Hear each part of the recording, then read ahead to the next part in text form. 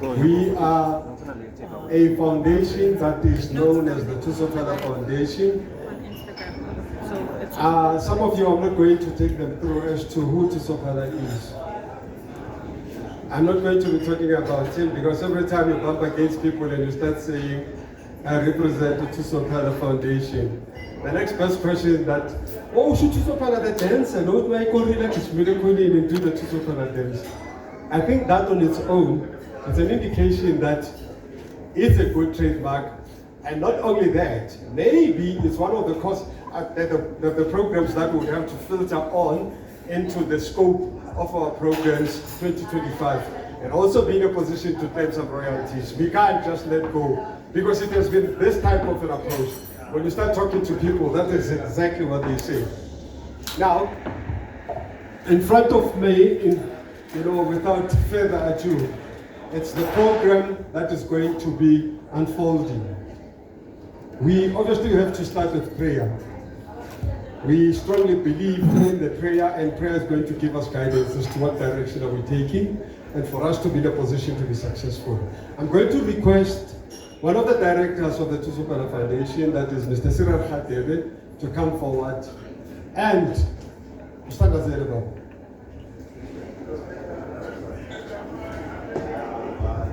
thank you, Program Director. If we could just bow our heads and have a short prayer. Heavenly Father, we are grateful for this day. We thank you as we gather here today. We thank you for your presence. We ask that may this be a successful event. And we thank you that you have given us another day in our lives. It is by your will that we find ourselves in this place. We give thanks to you and all the glory upon the Almighty God. Amen. I'm not one to talk much. I think the introductions have been done. I'm Thuso Phala, the former soccer player, founder of the Thuso Phala dance. Even though we didn't get royalties for them, but it's okay. At least when your kids are dancing like me, that's the royalty I need. Thank you for the support. Thanks for honoring the invite. I think that's politicians, protocol observed all. Yeah, so they say. If I say that, it covers everyone. Yes, all protocol observed. Yes. Speaking from the foundation, I think this journey we want to take, it's a different journey from just any other foundation. I think foundations, when I was also playing soccer and I saw other foundations, I think it's just going to schools, donating balls, and then leaving the school like that. What happens to the balls after that, or they use the balls, it doesn't matter, because we have done our part as a foundation to donate, and then we go. So not me by myself, but with my family and my board members and everyone, we have decided to have an impact. Let the foundation start a solid foundation for the kids with special needs. How will they participate in sports with their special needs? How are they doing every day with the special needs that they have? And seeing them around. When I was growing up, I used to go to the stadium with my dad, and maybe the older guys will attest to this. We used to find people with special needs around the field, at the stadiums. Before the grandstand, you used to find them around us, around the fields. But these days it doesn't happen anymore.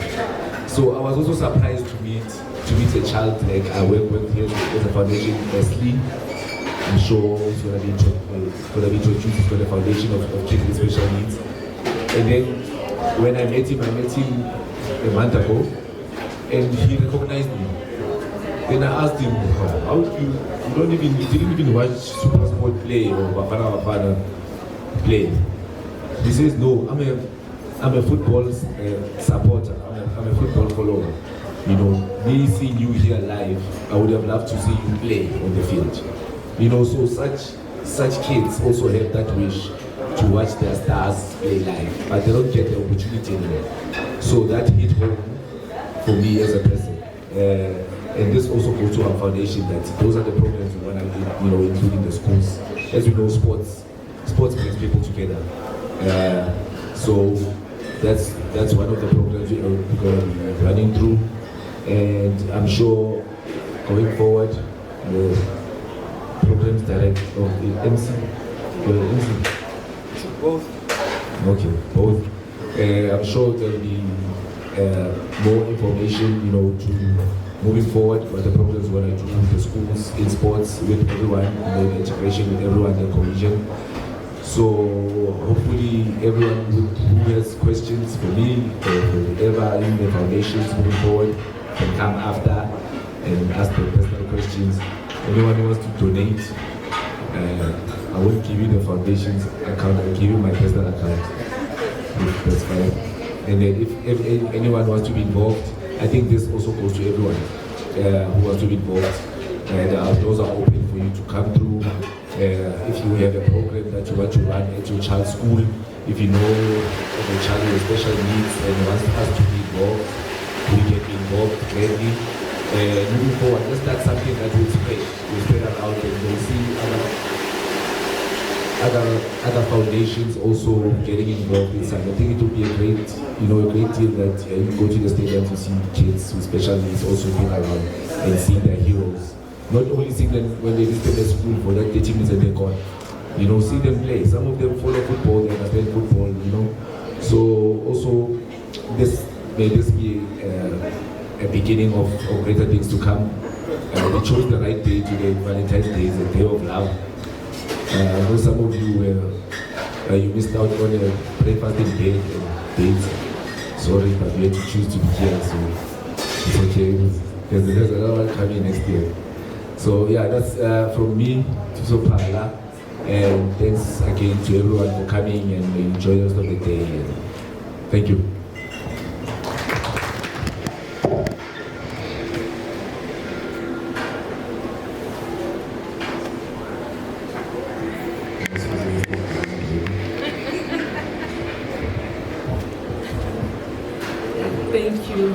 Thank you once more. I just want to say thank you to everyone, to all our guests, my fellow colleagues, the journalists.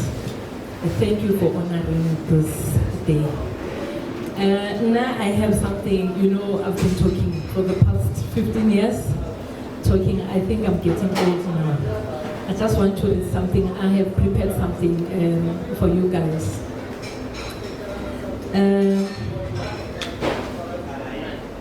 I have a quote.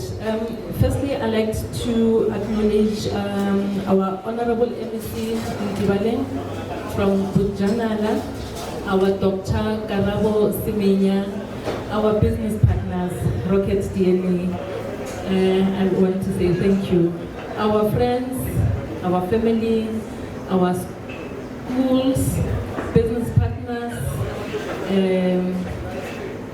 my family. My PA, she's raising hands. Mathodi, she's the one who was carrying Thuso's bag when Thuso was playing football. I remember one time at first, Thuso was 10 then. I deprived Mathodi to go out and play. She used to carry Thuso's bag and to make sure that his brother must go out there and play. And he became what he is today. I don't say that he owes us, but as a family, collectively, the support that Thuso got from us, especially the girls, it was something out of this world.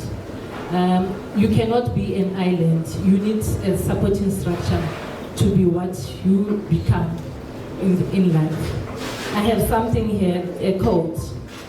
I expect to pass through this world but once. Any good thing, therefore, that I can do, any kindness that I can show, let me do it now. Let me not defer or delay it, for I may not pass this way again. Let these famous words ring as we meet here this morning. Family and friends, Nothing gives me more pleasure in my work as the mother and the community builder. Our pride in this achievement is not based on any status or class, but rather an opportunity extended to us to be of service to the community. The schools of children with disabilities, the mainstream in our soccer players, which is why we exist as Thuso Phala Foundation. Our mandate is that we said we don't leave anyone behind. Thuso Phala Foundation touches on the very soul of our loved children and their physical, material, and their emotional welfare. It has been said that the biggest blessing given to us by our Creator is that of serving, caring our fellow human beings. And in our history, particularly in the days of our struggle against apartheid, was characterized that with a family carrying a neighbor's children while the neighbor went to work, and with mutual help, with basic foodstuff and other things. That was a time when Ubuntu was a way of life rather than an issue raised in speeches. Indeed, together let us continue through programs and creation of opportunities for our children. The process of reconstruction and development of our children. Our vision of better life for our children is founded in the reality that we are running not a sprint but a marathon. And the strategic and tactics involved must be a combination of empowerment programs, skills development, and social welfare interventions. I would like to introduce our programs. My main program that is close to my heart is a parent and a player. Why we call a parent and a player?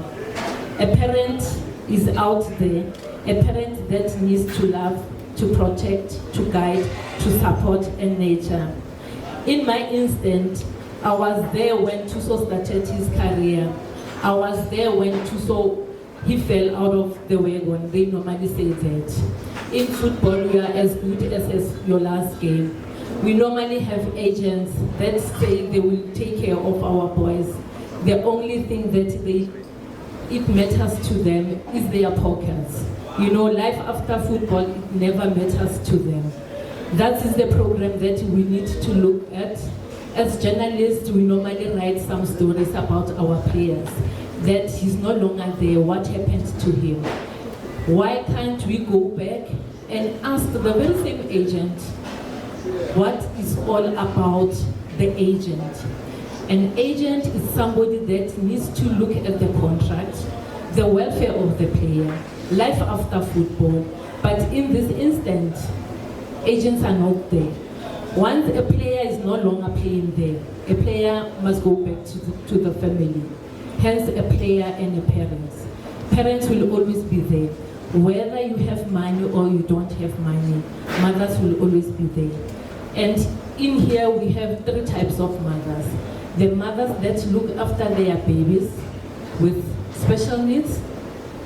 And we have those mothers who are very ashamed to talk about their mothers. We normally talk about, I don't know how to put this, nyaope, drugs. You know, it's not even difficult to mention that name. Imagine when you were pregnant, embracing that one day I'm going to give birth to the special child. But today, because he's involved in drugs, he's no longer playing football. You are so embarrassed, you can't even call him your child. But we need to go back. We are the only people that can fix this. I'm saying this from the experience, the route that we took with my son, with my family. I'm calling upon all the mothers, parents who are out there. Their kids are involved in football. Let us unite. Let us protect our kids. I don't fight any agent, but all I'm saying, let the parents be involved. Let the parents understand how contracts are written, the clause, the financial matters. Imagine your child was earning a lot of money. All we know we can say, all we watch on the TV is no longer there. Now we start to criticize them. It's not a good thing. This is a challenge to the journalists, because journalists will write all the good things, bad things about the players, but the progress, the development of the players, we need to look at that. I don't have much to say. We have another program, Kids with Special Needs. We as the foundation, we are going to train the players, train a trainer, let them be involved, let them participate, have that feeling. You know, they are human beings. They miss to see players like your Thuso, Young Fukeng, whatever, whoever that appears on the TV, they want to see them live. We want to have a program of ex-players, veterans, all the legends, to be involved and conduct Olympics games for them. That's love, that's support. The last one, we are going to have programs again, how to empower them financially. We have another program we call Players Stock Fair. We are going to cluster them. We are going to teach them how to manage a one rent. A cent can take you a month. How to start a business, how to start a property business, how to get involved in franchise. We are going to do that. We have our special entrepreneurs within the foundation. We have lawyers, we have financial manager here that the lawyers say we acknowledge. Apologies that I didn't mention your name, Komoto, and Nandi Komoto, she's our advocate, and Nandi, a financial manager. They will be part of us to assist, not only footballers, not only them, even the artists out there. You know, I don't want to mention people's names, but we saw what happened to Zahara, you name them. The list goes on. And by saying that, let's go back and support our children. Mothers, I know they will say Saturdays, Kidi Washing, Kidi Society, Kidi Stockville, Kidi In. Reserve at least 30 minutes of your time. Go to school. Watch your child. See what your baby is doing at school. Because one day you'll be standing there, being a proud parent, saying, that's my boy, that's my girl. But you didn't participate in the upbringing of the child. The teachers were involved. The teachers were there to make sure that your child progressed in life. By saying so, thank you.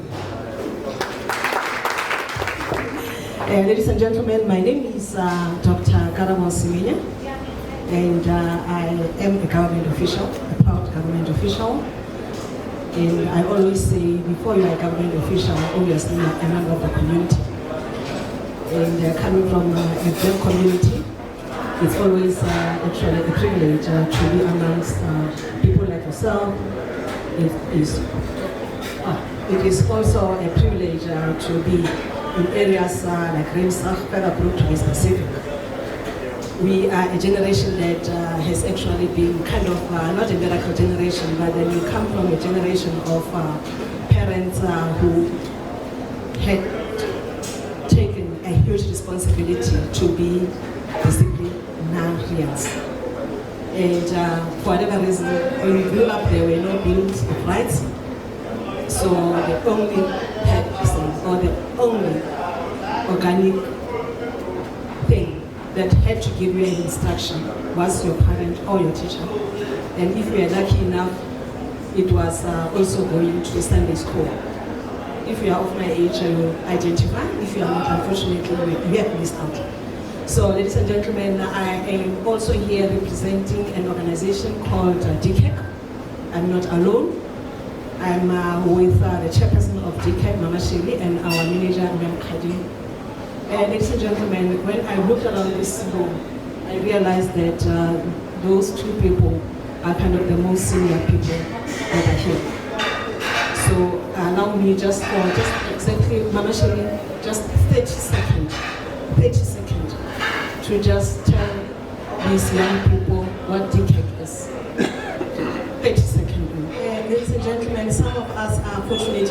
the doctor, titles that we are holding. We know that it's because of our parents and the society that we come from. So, like I said, I'm here on behalf of DCAC. I'm a mother, more than anything else. I have a daughter. My daughter will be turning 25 this year. She is disabled. She has cerebral palsy.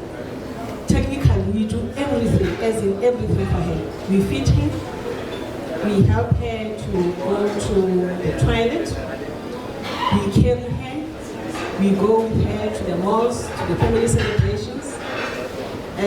And the family that I come from, it is very clear that when there are weddings and because of her age and people that qualify to be part of the bridal entourage, then she must be part of the bridal entourage. I'm actually sharing this information with you because according to statistics, about close to 6 to 10% people are living with disability. We've got families, we've got uncles. And when I engaged with Susan, I said, girl, disability is not just about physical disability. Disability can be anything else that shows a little bit of abnormality, that it is recognized, something that is unconventional can be regarded as disability. And I played sports. People that have never seen me with my daughter, they will actually not agree that I have a child with disability. She is my everything. She brings discipline to my family. We know that we have to eat certain meals at a particular time. There are places to go. And as a mother, it also helps you to be able to be cognizant of the environment and appreciate each and every little thing that happens.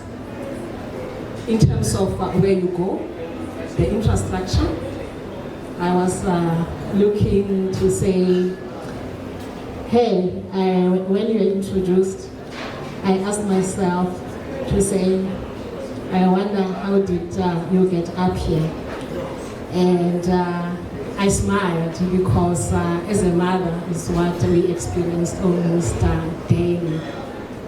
And from the DCAC, what we tell mothers is that the conditions are there, you won't be able to change them, but then make the environment as conducive as possible, because you must be there. You must be there to support your child, be there to care, be there to nurture. And again, because my life is also about sport. I think sport requires the same thing from parents. You support, you care, and you nurture. And more than anything else, ladies and gentlemen, you protect. You protect. The big challenge that we have with our children, Thuso and them, is that there are times when, as mothers, we come to protect. It's like we want to run their lives. But I think it's all over. Even like children that are not having like challenges or any other thing, when parents come on, especially some of our strong parents, when you come on to you, you feel that you are actually penalizing them. We are saying, good luck, just take it as is. We are there, we've got responsibility. And ladies and gentlemen, I just wish Susan and the foundation all of the best, because sport is business, sport is shrewd. And I work in the sports environment. I know how shrewd that environment is. I know in terms of the technicalities. I know the bribes. I know the voting system. I know the governance, the regulations. I've studied, I'm proud that I studied. And the main thing is it's almost like a sea. At any given time, know what to do. Step in, step out, turn left, turn right, but be cognizant of your environment, because with that, then you'll be able to do as much as possible. And being here is actually great. People that were acknowledged, and I hope that you're going to be able to network and help and rally behind the Thuso Phala Foundation and work with you to ensure that we build each other along the way. It's not just about individual organization or individual radio station. And from the city side also I have a responsibility of ensuring that we communicate with the media from sports and recreation, arts and culture and libraries. So there's spaces that are very familiar because I work in that space. And I hope that with all this, as we get into our community to plow back, we'll be able to expand and help with each and everything, with the academy. I'm a PhD, I work closely with the University of Johannesburg. So, ladies and gentlemen, we are here to help you with your research, to help you with the networks. We've got stakeholders that are here, and on behalf of government, before we are government officials, we are members of the community, and we appreciate that, and we love that. So where we are faulting, please don't keep quiet. Let's have a conversation, because our responsibility is to enable and enable. Obviously resources are limited, but then we've got a responsibility and a duty. So ladies and gentlemen, on behalf of the City of Johannesburg, on behalf of DKEC, I'd like to appreciate you and wish you all of the best, and where possible, Chapelo is here for sports and recreation in Rodipurt. So in terms of all the networks, we are saying to Thuso Foundation that we are available, and not just to Thuso Foundation, to each and every foundation, each and every organization, MANASH, and all the institutions. And then obviously members of the media at any given time. If you want information from the City of Johannesburg, we always say our entry and exit is media queries at joburg.org.za. Then we'll be able to respond to whatever that you want. May I repeat that email address? Is media queries at joburg.org.za. On that note, ladies and gentlemen, thank you very much. And then with all the skills that are here, and the excitement and the passion, all of the best to Thuso Phala, all of the best ability, and we celebrate you, we love you. And all our fallen heroes, we are saying, as long as you are still alive, please raise your hand and say, I need help. And equally so, if you are not raising your hand, when we come and knock, especially us as parents, when we come and knock, we know that you might not be able to open doors immediately, but we'll keep on knocking because we love you. You are our children and we love you, and we will never let, as long as we are still alive, we will come knock and knock until we get it right. So on that note, ladies and gentlemen, thank you so much. Thank you very much for the opportunity. I'd also like to say thank you to Mr. Thuso Phala for creating this platform for all of us, special schools, dancing schools, so that we create awareness around learners with special needs. So, as I'm sitting here, I'm representing Mohatu School for Autism. It is a school that is located right deep in Soweto, Naledi Extension. It launched in 2017, and it was a primary school before, so it was converted, and we currently have 230 learners. The school, we operate on a multidisciplinary team, so there's educators, there's teacher assistants, there's we have our, I'm not alone by the way, I'm with our chief therapist, speech therapist who's here. She's one of the therapists. We also have two other therapists, speech therapist and an OT, and a social worker. We work as a team to try and provide the best services for both our learners and the parents. So our school is a non-fee paying school. There's no school fees, and by me saying that, you can imagine the challenges that we face to sustain the school. You know? And most of our learners come from very disadvantaged backgrounds. when you conduct home visits, you find that there's a lot of challenges at home. No one works in the the learner is autistic, some don't have ID documents, and you're supposed to, how is it possible that there's so much, how can a family be this so dysfunctional? So we really need to assist where we can and provide support to our learners. With that much said, I'd also like to highlight the admission. All the learners in our school, they have a diagnosis of autism. So because we've got other schools, it's not only, when we say special school, it's a school that can have learners diagnosed with SID or MID, or So with us, it's specifically autism. So,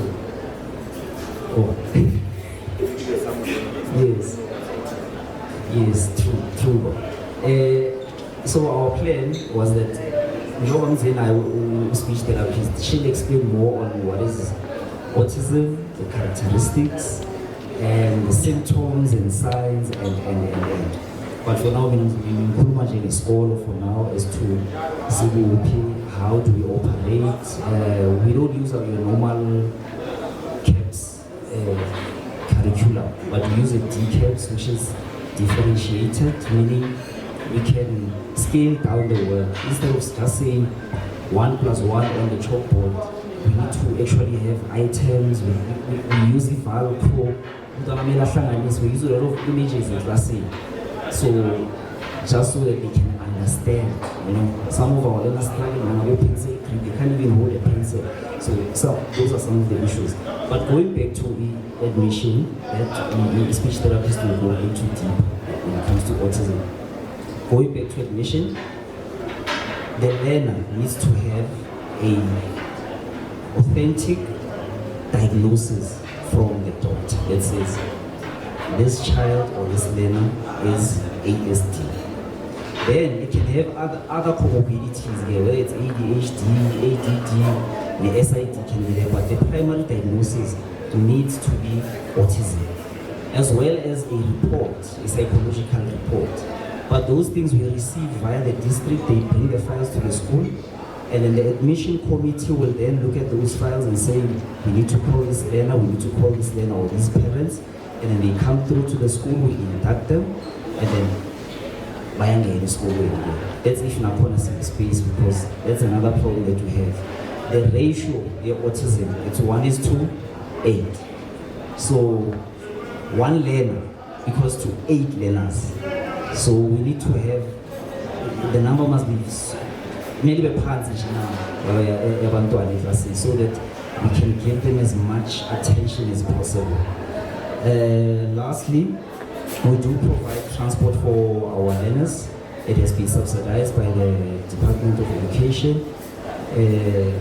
But we, like I said, it's an non-fee parents group, but we do ask parents to contribute based on the distance where they live. Let's say from 5 to 15 kilometers, they only pay 150 rands. So the maximum amount parents would have to pay, they live far, like in Dobsonville State Park, it's 300 rands. But still, maybe 20% of parents do pay because of the challenges that they face. So we have to also on our side say, you don't have to pay, you've been excluded from pay, you don't have to pay because of those socio-economical challenges and psychosocial issues. So from our side, that's it. Maybe, I don't know if I still have a bit of time, I can just highlight the skills that we have at the school, if I'm allowed. Okay, 2 minutes just to share based on our skills that we have at the school. So there are 2 types of skills. There are skills that we do internally, and skills also that are based on the curriculum, on the DCAPS curriculum. So the curriculum, the three skills that we do is hairdressing. The school as the principal and the SGB, they've built a new salon. They have a salon. We have consumer studies, where learners learn how to cook and bake, and we also have gardening. Those are the 3 skills that we do under our DCAPS program. And then the skills that we do internally on our own that are not DCAPS related or not linked to the curriculum, it's hand sewing, as well as doing muffins, specifically baking and selling those things to within the school and as well as to the community. So we try to raise funds that so maybe the learners they can use again that money to. We ask them, what is it that you want to buy? What is it that you would like to use this money for? So that is us in a nutshell. Lastly, there are also extra co-curricular activities that we are doing. We currently taking our learners for horse riding, just here down the road at the Health Center. And we also involved in Raka, we our learners performing Raka, they do their ribbon dances and also helps with them to socialize with other learners and learn other skills like fine motor skills and dancing and jumping across motor skills and so another thing is that the school has built a swimming pool, so we are looking to start with the lessons next year during the swimming pool, swimming season. Thank you. Yes, that starts in September, so September to March. So that's Mahad in a nutshell, and thank you very much. My name is Charity Mabusela. I'm the speech therapist at Mohando. So I'm going to be brief because we also need to be. So I'll talk about what autism is. So autism is a neurodevelopmental spectrum disorder, and it affects learners or people differently. So I'll go into how it affects people differently or our learners. So firstly, the first thing that we would see is communication difficulties. Learners have the inability to actually understand language or also understand verbal or non-verbal communication. Non-verbal communication, for example, I know for instance, if I'm talking to you and you're smiling back, that's a good thing. They have that inability to actually interpret that. The second one is social interactions. So they have an inability to engage in social interactions, and mostly you will see it in play. So whenever they're in the playground, they prefer to be on their own. Another thing that you would find is it's hard for them to read social cues. We know that social cues include that when I'm talking to you, I need to look you in the eye. They don't have that. They have a limited eye contact or no eye contact at all. The other thing that you will see is behavioral challenges.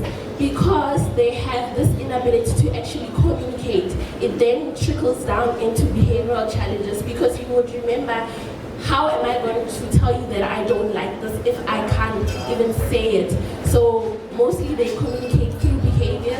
So that's where you will see what's a self-harming behavior. So you will get your child who is biting themselves, who's actually hitting themselves on the head, to show frustration, because they don't know how to tell you that I'm actually frustrated. So that's how they let it out. The other one that you would see is sensory challenges. So we all have our 5 senses: your vision, your hearing, your smell, as well as your touch.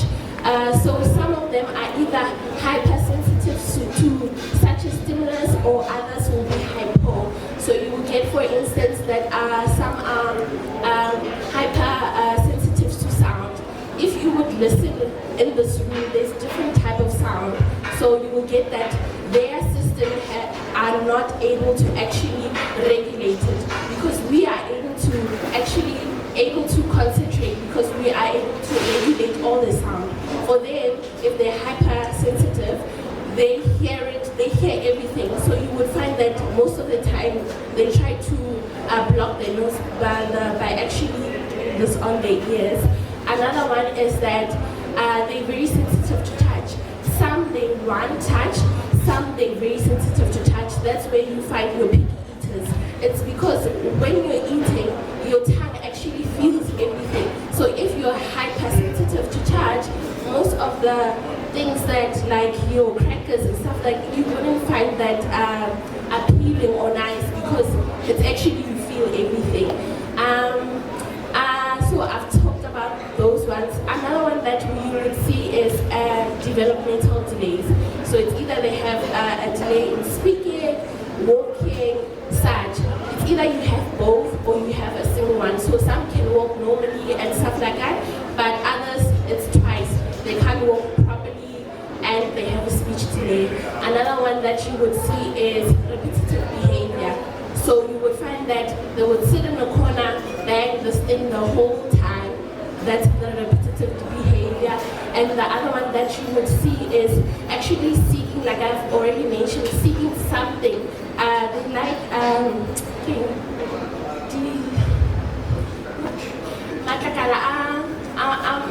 the leaves. So they would actually want that texture. So all day long the child would be looking around for that. Some would actually, the texture of plastic would actually look for that. Autism is broad and there's a world of information around it. I think, but for now I'll even to the next item, which is the closing remarks by the program director.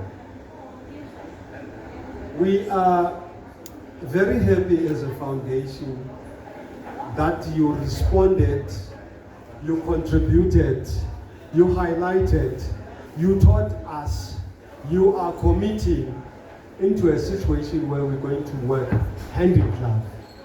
We are very happy that members of the media now know today that, amongst other things, we're going to reside in schools. We're not going to have an event that's 6 to say it is today, it has happened, and that's it. I give you a t-shirt, it is white, and at 9 o'clock it bears the message, a good message. Come 3 o'clock, it is as dirty as Atubuya Kumain Dam, Elliot, you know? And that's it, we're out of the picture. We are going to recite and we're going to hold hands with yourselves, because I take it, it's no longer are we, it is now we are going to be doing that. Once again, ladies and gentlemen, on house rules quickly, we're not going to have interviews, being very generic from the floor and the likes. What we're going to have, we're going to request the following people to remain. Dr. Karama, you're going to have to give us some few minutes. Ms. Susan Koza, the CEO, you would have to give us some few minutes of your time. Thuso Phala, give us minutes of your time. And these are the people that will be having one-on-one with journalists in terms of the interviews that would actually be taking place. And subsequent to that, the rest would have to be given a directive to say maybe the sugar level has actually dropped. Therefore, it would be proper that you should consume something at least to lift it up. Mingle amongst yourselves. Let us share ideas that are in there. Let us see as to between a Discovery representative and an ESCOM representative thinking about the Thuso Phala Foundation, what is it that they actually can come up with? Can we be at least a light that is going to be saying, this is how we're going to change society, with a soccer player who did not opt to be any other rep for personal aggrandizement. Instead, he has opted to become a social activist. He has represented communities. With that, I need to make it a point that I find out how are the bubbles standing, but I'm busy, you can make a mess, you are allowed as of now, as I find out as to what is the standing in terms of the consumption. But with that, thank you very much to members of the press that are in here. Partners, thank you very much. It is lovely to be seeing you once again and supporting us. I know that Bridget is the lady, right, the bridge. You heard they talk about swimming pool. I know you are into drones, which is more of your forte. But I also know that you, at the back of in the heart of hearts, you have something about the swimming lessons and the like. One of the schools has hinted that they are building a swimming pool. Let's talk about that and see how do we collaborate with that skill outside the drone part of it. Which, by the way, we're going to be into talking about the drones for these very young kids that are challenged with it. That is Celeste coming into that picture. Celeste is a previous teacher. She's a former cabin crew member in SAA, and also she's within the space of the drones as well. So these are the skills that the Thuso Phala Foundation is actually tapping into. We are not only talking about them to say it is sport only. We are also talking about what type of a skill that will actually impact not only to them, even the young person that is actually jilted by drugs in the street, the one that has actually been excluded in terms of the tertiary institution accessibilities and registration, the one that is sitting at home having various challenges, who does desire to have a particular skill. These are the skills that the Thuso Phala Foundation is tapping into and be in a position to can actually bring it back into society. That is how broad in terms of our upskilling, in terms of various collaborations that we have. So I'm then saying, Mohato, as you build that swimming pool, if you want to talk an area around a person that would assist, with the instructors, bridge is available, at any given time to do that. Once again, thank you very much. Can I have an understanding in terms of, there's a registration, attendance register. Those who did not complete it, please do it for us. We want to have a database of friends like you. It is friends like us and friends like you that we would want to have.